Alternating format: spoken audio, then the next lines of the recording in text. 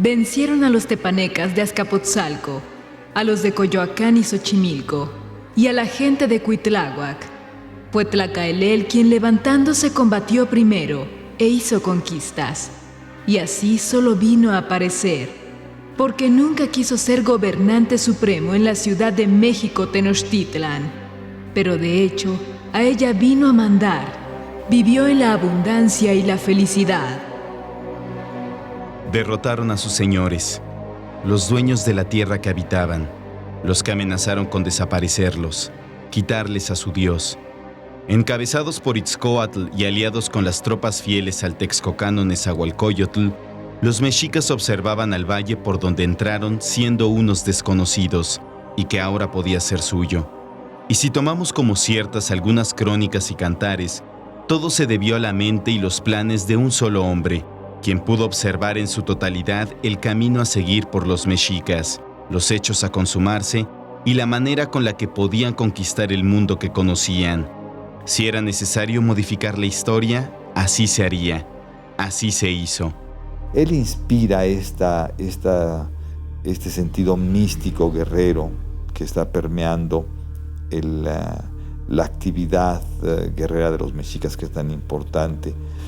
Pero yo creo que con Tlacaelel también hubo personalidades importantes gobernando, ¿no? Los Tlactoque, con los cuales él hizo mancuerna. Él nunca quiso acceder al poder, siempre prefirió una situación detrás del trono, el poder detrás del trono, era la materia gris del poder en Tenochtitlan, pero por supuesto al lado siempre del Tlactuani, que era pues la parte fundamental del sistema político, ¿no? Culturas milenarias, dioses descarnados y pirámides colosales. Restos de historias modificadas por conquistadores y reescritas por el tiempo. Vestigios que se niegan a seguir enterrados. Para que una civilización nazca, otras tienen que ser sacrificadas. Ciudad de dioses.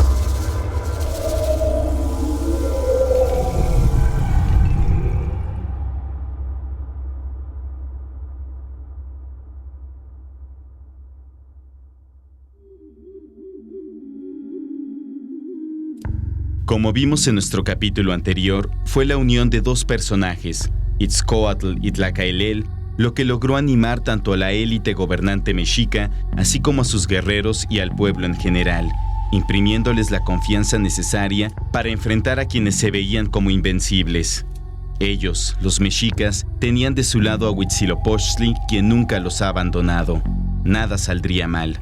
Esos dos sujetos, Itzcóatl y Tlacaelel, son emblemáticos de una serie de actitudes que ha venido desarrollando el grupo de poder mexica, ¿no? Son valores que no son exclusivos de estos sujetos, sino de toda una élite de los mexicas. ¿Cuáles son esos valores? El valor ante la guerra, el ser fuertes, el ser astutos, el ser guerreros, audaces, enfrentar las cosas de frente, no huir en el campo de batalla, etc. Tiene una serie de valores muy enraizados en la dinámica social de este grupo y ellos encarnan esos valores. Hasta antes de ese momento, que es un momento nodal en la historia mexica, 1427-28, se habla nada más de la presencia del Tlactuani. Tenemos tres Tlactoque que se suceden, pero nada más se habla de él. Y a partir de Itzcóatl aparece el famoso Cihuacóatl, que viene a enriquecer la fundamentación del poder político. ¿Qué es esto, mexicanos? Vosotros estáis sin juicio. Aguardad. Estáos quedos.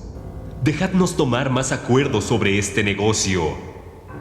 ¿Tanta cobardía ha de haber que no sabemos de ir a entretejer con los de Azcapotzalco? Y llegándose al rey le dijo: Señor, ¿cómo permites tal cosa? Hablad a este pueblo.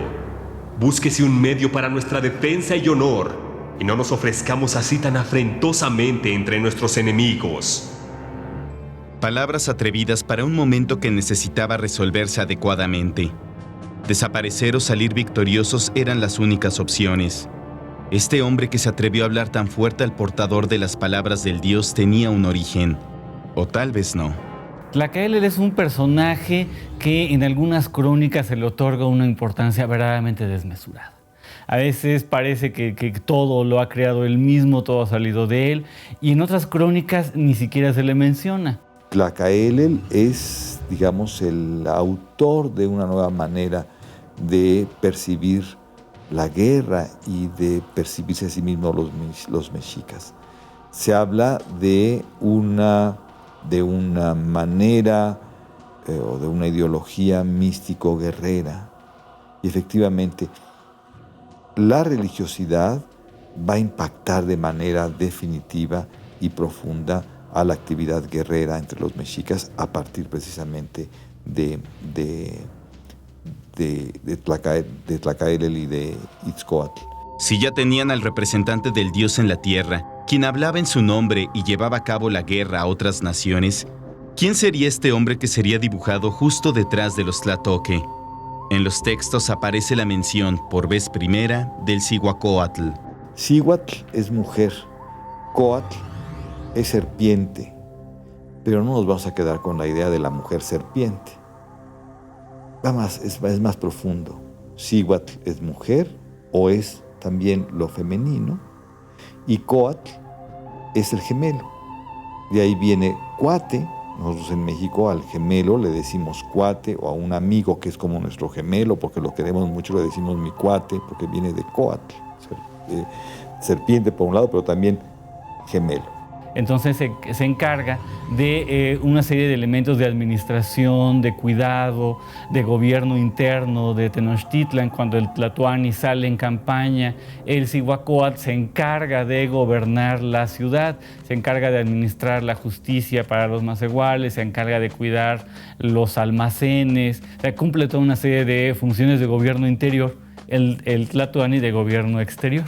Están constituyéndose en un binomio que es reflejo de la suprema dualidad de Ometeotl, dividido en Ometecuhtli y en Omecíhuatl.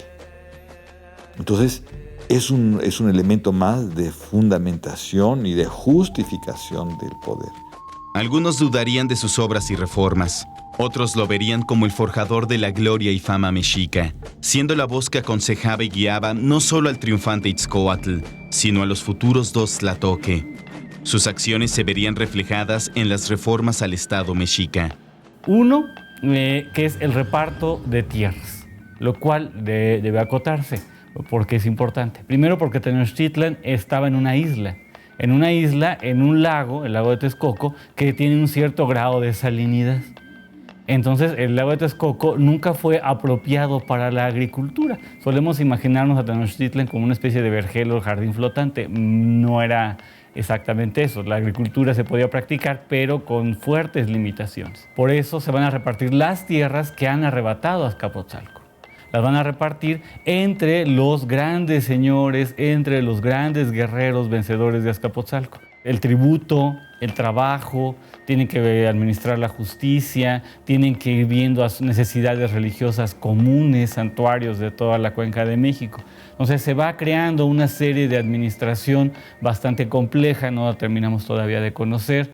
Ninguno tan valeroso como el primero, el más grande, el honrado en el reino, el gran capitán de la guerra, el muy valeroso Tlacaelel. Como se verá en los anales, fue él también quien supo hacer de Huitzilopochtli el dios de los mexicas, persuadiéndolos de ello. Considerado en la crónica Mexicayotl como Semanáhuac Tepehua, título que a ningún otro antiguo mexicano se le otorgaría, Tlacaelel fue la mente detrás de importantes reformas en la vida del mexica. ¿Qué pasaba con Itzcoatl? El Códice Ramírez ofrece una visión no muy favorable de él. No hacía más que lo que Tlacaelel le aconsejaba. Cierto o falso, Lo que sí podemos verificar es el siguiente cambio que este conquistador del mundo, traducción del título anterior, en conjunto con su Huey Tlatoani todavía tenían que lograr, a base de repeticiones, conquistas y la no tan honorable quema de códices que no les convenían a sus intereses. Colocar en lo más alto a un dios desconocido en los más de 2000 años de historia mesoamericana.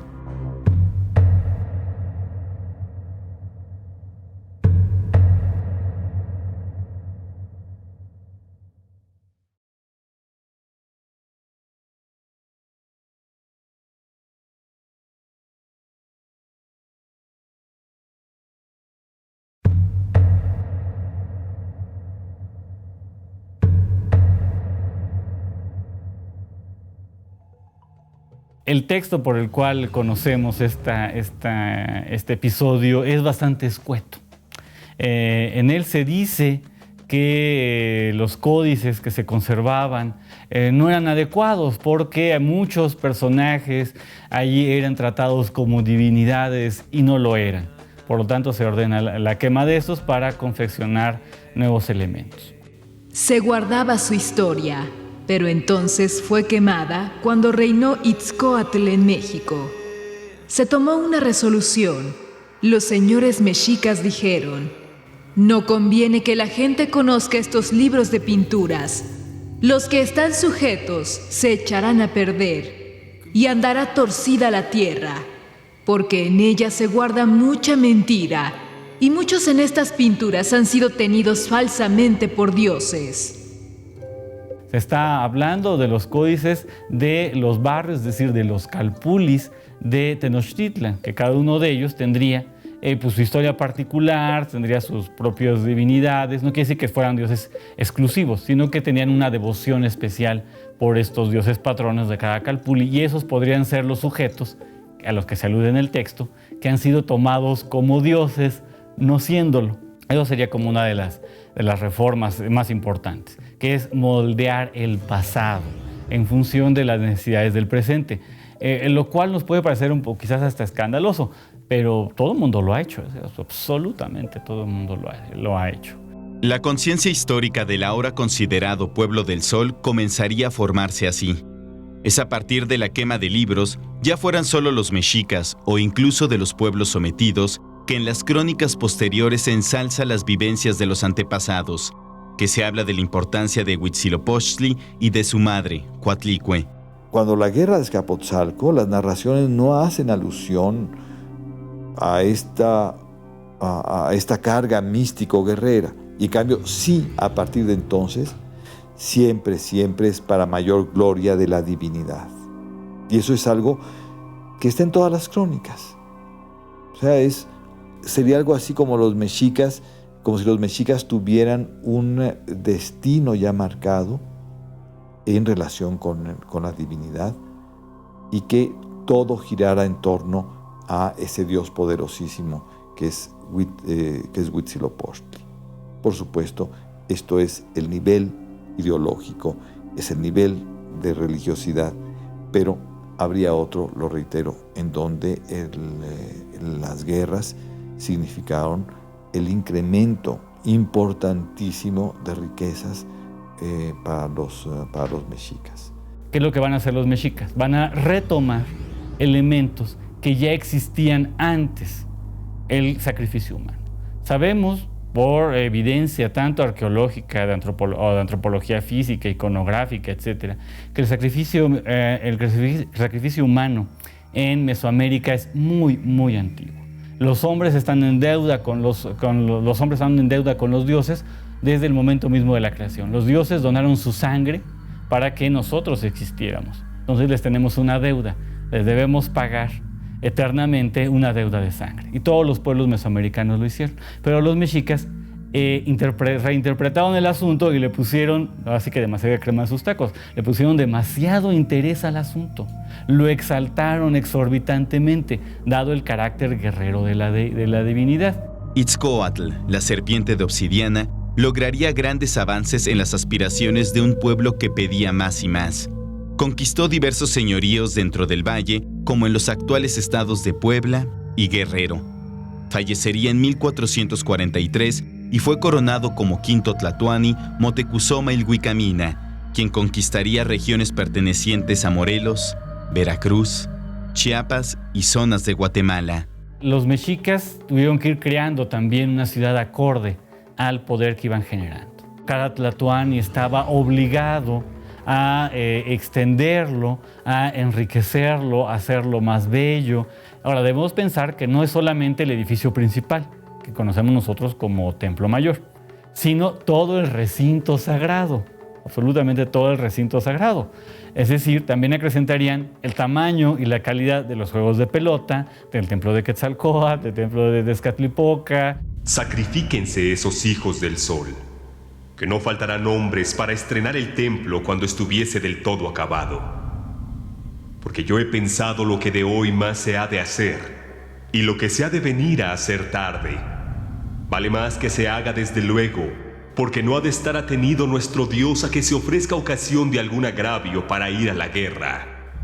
Con estas palabras, Tlacaelel le explicaba al primer tlatoani con el nombre de Motecuzoma o Moctezuma lo que tenían que hacer no solo para inaugurar el nuevo templo mayor, sino para conseguir las víctimas necesarias para el nuevo orden místico religioso que llevarían estos adoradores del dios colibrí. Los tributos también aumentaron en esta nueva época, tal y como lo refiere Fray Diego Durán. Tributaban las provincias todas de la tierra, pueblos, villas y lugares después de ser vencidos y sujetados por guerra y compelidos por ella. Por causa de que los valerosos mexicanos tuviesen por bien de bajar las espadas y rodelas, y cesasen de matarlos a ellos y a los viejos y viejas, y niños por redimir sus vidas, y por evitar la destrucción de sus pueblos y menoscabos de sus haciendas. El conquistador del mundo convencería también al tlatoani de estampar su imagen en las faldas del Cerro del Chapulín, Chapultepec, para que viendo allí nuestra figura, se acuerden nuestros hijos y nietos de nuestros grandes hechos y se esfuercen a imitarnos. Conquistarían a parientes suyos y tendrían su primera gran derrota a manos de un reino, quienes tal vez con el tiempo los hubieran superado.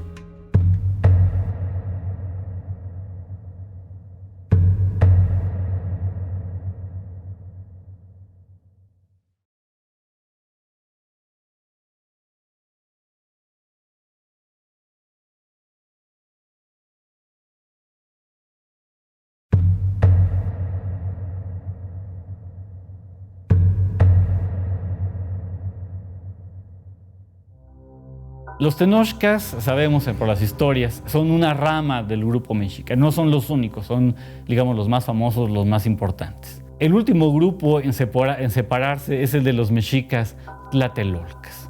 Es el último grupo que se separa. Ocupa un islote que está un poco hacia el norte del islote de Tenochtitlan, pero digamos los dos son grupos mexicas. Los dos son adoradores de Huitzilopochtli, los dos se creen con un mandato. Motecuzoma el Viejo fallece en el año 2 Pedernal, o 1468. En un principio, los mexicas le ofrecen por segunda ocasión a Tlacaelel ser el güey tlatoani. No era necesario que lo aceptara. Se sabía bien entre los jerarcas de la Triple Alianza que este Cihuacóatl era el rey sin corona. El Códice Ramírez así lo relata. Y no le faltaba razón, porque con su industria, no siendo rey, hacía más que si lo fuera, porque no se hacía en todo el reino más que lo que él mandaba. Una vez más, la alta jerarquía mexica haría caso a las palabras del Cihuacóatl y elegirían como sexto tlatoani a Axayácatl, nieto de Itzcóatl, para gobernarlos y emprender la importante conquista de la ciudad gemela de Tenochtitlan, Tlatelolco, que se fundaría en un islote al norte del primero en el año de 1337. Es una guerra muy cruenta y se da por una especie de malentendido conyugal. La hermana del tlatoani de Tenochtitlan estaba casada con Moquihuix, que es el tlatoani de Tlatelolco.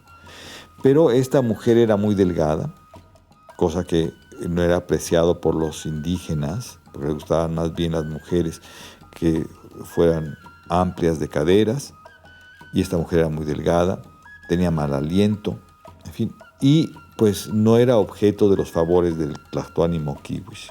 Uno no se puede expander teniendo al enemigo en el patio de atrás. Eso es imposible. Entonces tienen que echarle el guante en algún momento a Tlatelolco, porque pues, están al lado, están a una acequia. Entonces no se les puede dejar así nada más. Y por supuesto, el interés económico por controlar o por lo menos tener mucho cuidado con todo este intercambio de productos riquísimos. A partir de entonces, los mexicas imponen un gobernante, que normalmente es pariente de los tlatelolcas y pariente también de los mexicas. Pero, por ejemplo, dejan el comercio en manos de los postecas tlatelolcas. Fue durante el mandato de Axayácatl, hombre de estudios y fiel creyente de la religión mexica, que se llevó a cabo el tallado de la llamada Piedra del Sol, que hoy día contemplamos maravillados, inconclusa. Ya tendremos oportunidad de hablar de ella. Hablemos ahora del momento de mayor obscuridad en los tiempos de Tlacaelel y Axayácatl, los tarascos de Michoacán. Es una guerra cuyo desenlace es terrible para los mexicas. De hecho, es la única vez antes de la conquista española que los mexicas sufrieron una derrota. Ambos grupos se conciben a sí mismos como protegidos por un dios con características solares. Entre los mexicas, Huitzilopochtli. Entre los tarascos, Curicahueri, que es un dios muy solar, es un dios guerrero, es un dios que se manifiesta en forma de águila, al igual que el otro. Son pueblos que se presentan a sí mismos como los últimos en llegar a zonas lacustres, el lago de Pátzcuaro, el lago de Texcoco. Y son pueblos que van a domeñar sus ámbitos a través de la guerra. En ese sentido son muy parecidos. Ellos mismos se veían como que, bueno, si alguien me puede ganar son estos de enfrente, ¿no? Ellos mismos se veían así. También es interesante, por ejemplo, que Tzintzuntzan quiere decir el lugar de los colibríes. Huitzilopochtli es el colibrí del sur del mundo. Bueno, hay muchas semejanzas. Las narraciones que tenemos de esa guerra muestran, claro, que los mexicas hicieron todo lo posible por vencer a los purépecha, no lo logran, y posiblemente lo más terrible y lo más trágico es el dolor que denotan los mexicas a la llegada del ejército, el ejército que ha sido vencido. De hecho, hay cantos burlescos en los que se burlan de Axayácatl justamente por haber perdido la guerra, de ese tamaño, y si no lo comparan con una mujer, lo cual en una sociedad machista, guerrera, de valores masculinos, es el peor insulto y la peor burla que se le puede hacer a alguien. Los viejos comenzaron a cantar, y todos atados y trenzados los cabellos con cueros colorados, señal de tener tristeza por su capitán. Y como buenos soldados y amigos, hacían aquel sentimiento, ayudando con lágrimas a las mujeres, hijos y parientes. Porque no solo murieron muchos capitanes y guerreros, sino que muchos se fueron huyendo. El reinado de Axayácatl se oscureció tras este triste evento, y dentro de sus 13 años de duración, Tlacaelel, el conquistador del mundo, fallecería viendo que su pueblo, el reino que él ayudó a construir, era el de mayor importancia dentro de Mesoamérica, pero no invencible. Los tarascos, con sus armas basadas en cobre, mostraban el lado débil de los autonombrados hijos del quinto sol. Tlacaelel es un personaje al que se le atribuye una enorme longevidad, que sobrevive a varios de los tlatoanis, que sobrevive a varios de ellos, siempre marcando por su experiencia y su habilidad política y religiosa derroteros en la expansión y dando consejos de cómo tratar a los aliados y a los vencidos. Si se le puede considerar reformadores, sería al lado de los tlatoque, con los que trabajó, con los que gobernó, pero siempre inspirando él. Debe haber sido un extraordinario político, un hombre con una claridad de ideas sorprendente. Por cierto, hijos míos, yo os lo agradezco y al rey de Texcoco, pero venid acá. Yo os quiero que me digáis de 80 años a esta parte, o 90 que ha que pasó la guerra de Azcapotzalco, ¿Qué he sido? ¿En qué lugar he estado? Luego no he sido nada. Luego no ha valido nada todo cuanto he juzgado y mandado. Luego injustamente he muerto al delincuente y he perdonado al inocente. Luego no he podido hacer señores, ni quitar señores como he puesto y compuesto. Pues, ¿qué más rey queréis que sea? Algunos cronistas españoles dudarían de las hazañas y la influencia de Tlacaelel, asegurando que fueron acciones llevadas a cabo por Itzcóatl, Motecuzoma Ilhuicamina y Axayácatl. Haya existido o no este Semanáhuac Tepehua, o conquistador del mundo, consolidaría una nueva forma de ver el universo y las relaciones del hombre con los dioses. Se necesitaba sacrificar lo más preciado que existía, la vida, y otorgar su precioso líquido, la sangre, para mantener tranquilo al quinto sol, para que no llegara el final de los tiempos. Vida y muerte, la estadía del hombre en los diferentes planos de la existencia serían uno solo, como nunca antes ni después en la historia de los mexicanos.